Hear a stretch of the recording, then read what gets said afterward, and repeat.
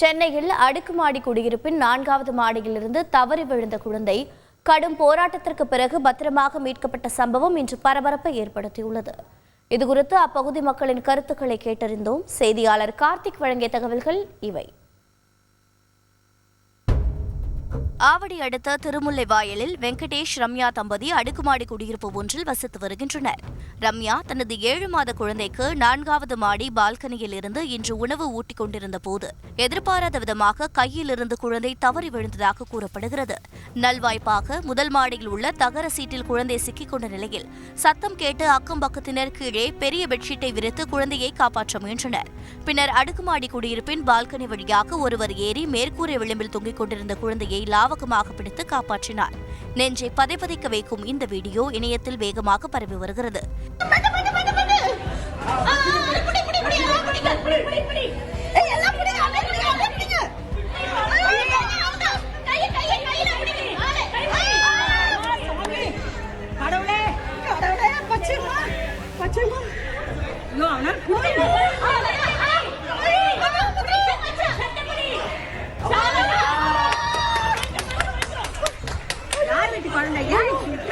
இந்த திக் நிமிடங்கள் குறித்து அடுக்குமாடி குடியிருப்பைச் சேர்ந்த சுகந்தி, ரித்திகா, உமா கூறுகையில், ஒரு செகண்ட் வந்து குழந்தை அசையவும் ரொம்பவும் பயந்துட்டோம். நாங்க அந்த குழந்தை எப்படி நம்ம உயிரோட எடுக்க போறோம்ன்ற பயம் வந்து ரொம்பவும் இதுவாக இருந்ததுங்க.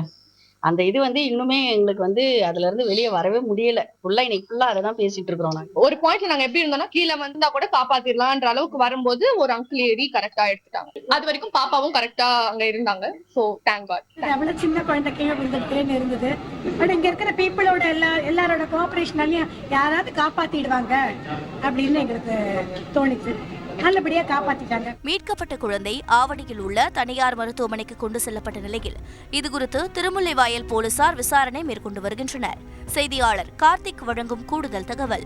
தற்போது குழந்தை ஆவடியில் உள்ள தனியார் மருத்துவமனையில் கை கால்களில் சிறிய சிரைப்பு காயங்களுடன் சிகிச்சை பெற்று வருவதாகவும் குழந்தை நலமாக இருப்பதாகவும் மருத்துவர்கள் தெரிவித்திருக்கிறார்கள்.